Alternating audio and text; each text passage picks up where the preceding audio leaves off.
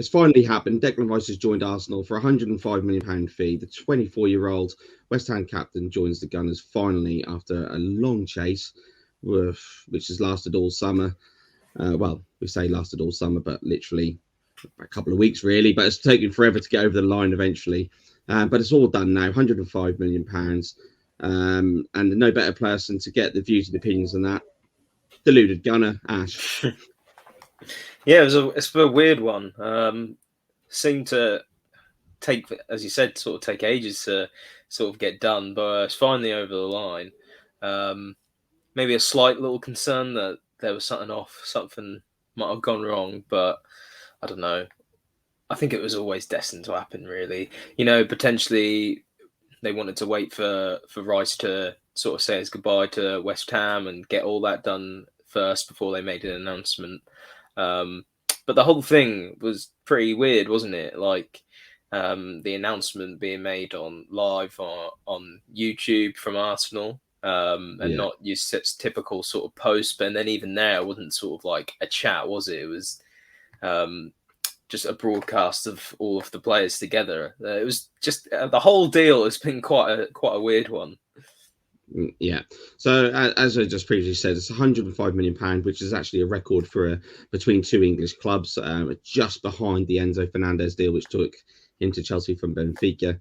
But obviously, we've obviously said a lot about Mason Mount on the YouTube channel and on the podcast. And if you guys don't know, that is where you can find us, the In the Name of Football podcast on Spotify, all that good stuff. And we try to get an episode out for you every Monday where we just chat about football, everything football, not just Manchester United and Arsenal, which it looks like on our TikToks, etc. But we talk about everything to do with football. Bit of Liverpool, although we hate it, bit of everything. It's great. But yeah, we've talked about Declan Rice a lot on the channel recently. Obviously, yourself being an Arsenal fan with our special guest Russ. But what do you think he brings to Arsenal's midfield going forward for yourself and just at the team really as well? Well, I just think in general, really, it's perhaps a little overlooked, and everyone's sort of getting drawn into the sort of whole saga of the transfer instead of, hold on a minute, Arsenal have just signed Declan Rice, one of the most sought after midfielders in the world. I think we came extremely close to winning the league last year, if it wasn't for the injury to Saliba. We're now adding in somebody like Declan Rice to the midfield. It's just going to be incredible. He's been so good, so consistent for West Ham over the past few years. I think he's developing really, really well into a world-class midfielder. And him, coming in, potentially giving a bit more freedom to advance forward and use some of his attacking skills a bit more, could really help the team. I'm absolutely buzzing for the signing. I think he's going to be a great addition to the team, and who knows, could push us to a title, hopefully. Yeah, I think you're right in the sense of that he added lots to the team. You've now got a little bit of tenacity in that midfield. I know Thomas Partey does give you that, and Xhaka, but you're obviously losing Xhaka. That's going to be a big miss in that midfield because he had a really good season with Arsenal last season. And Declan Rice probably gives you that little bit of bite, perhaps what you're missing. And it's not just that; he's very good at collecting the ball from the defence, moving in between the lines, and actually he's a very, very intelligent footballer. Has that ability to scan before he gets the ball, which is very, very vital with your people. You see that with Xavi, Iniesta, Paul Scholes, and the likes of. Very good at scanning, knowing when to take the ball, knowing when not to take the ball, and use other people around him as a deterrent from what he actually wants to do. He's different level, and me personally, I'm gutted he hasn't gone to United. But then once I think it was always that he wanted to stay in London. With what happened with Chelsea, I think it was always obvious it was going to be Arsenal, wasn't it? It's a great sign for him, and obviously, it's not just that whole midfield bit, but because if you do get really stuck in defence, he can obviously slot in at centre half, and if you need to play it free at the back, sometimes because it get a bit nitty gritty in a game, he can do that. If you lose a player in a game, he can fill in, with the subs and stuff. So it's a very shrewd bit of business, and I think a lot of the signings which Arsenal are making, especially with Jurgen Timber as well, he's another player who can just sit in there, slot in at right back, centre back, and no issues there. So it's another piece of shrewd business from Arteta. Yeah, I mean that's the main thing, really. I think it's clear the sort of vision and sort of caliber of player that Arteta is going for. Versatile players who can play in multiple positions, because that's what you need. You know, injuries last season sort of prevented us from really pushing on and getting the most of it. You know, if we've got plenty of quality players there who can play in a host of different positions, you know, it's only going to make us stronger. And another thing as well with Rice, I think, obviously, as you just sort of said, losing Xhaka, he was sort of a leader in the dressing room. Yeah. And I think Rice will definitely bring that sort of leadership in there, exactly what we needed. And as you say, that bit of bite, I think as well, he's so composed. He's so composed on the ball, so calm and collected. He never really seems phased on the ball. And I think that's what we sort of missing.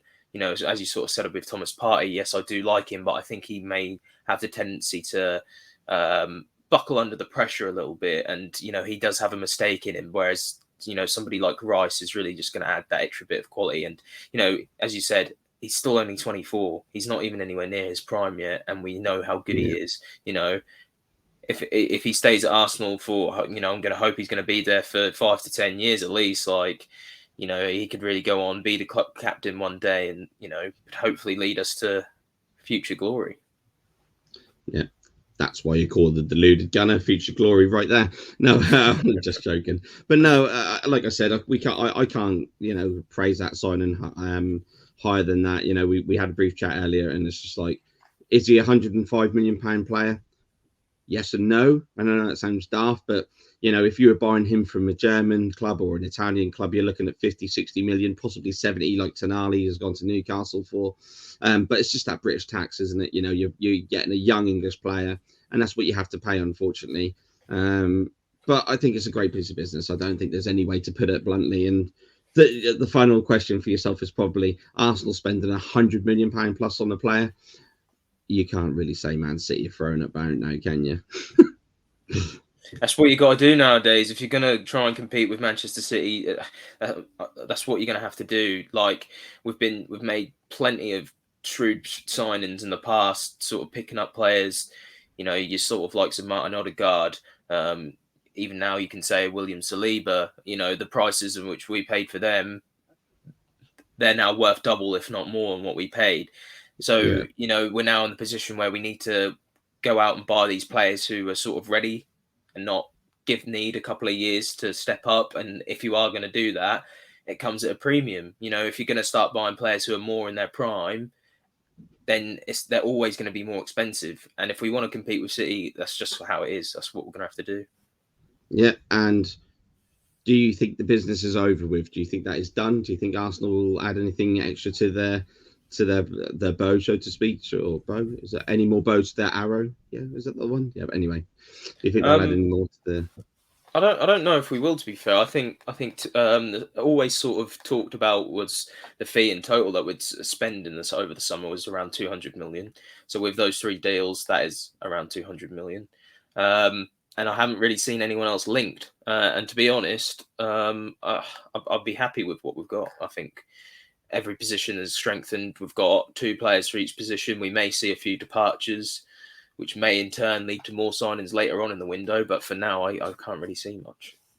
Yeah, I think that's the main chunk of the business done, isn't it? It's like, you know, you might get a reserve keeper leave, so you have to buy another one, etc. You know, and who knows? I don't think you'll be buying any more starters, that's for sure. Yeah. So quickly, are we winning the league? Are we winning the FA Cup? Are we winning the treble? Are we winning the double? Where is it now? You know, bringing in Rice. You know, I'm really happy with Timber and Havertz as well. Yeah, we're winning that league next year. Arteta's finally going to do it. He's going to take us one step further. 2024 Premier League champions. Here we go. Excellent.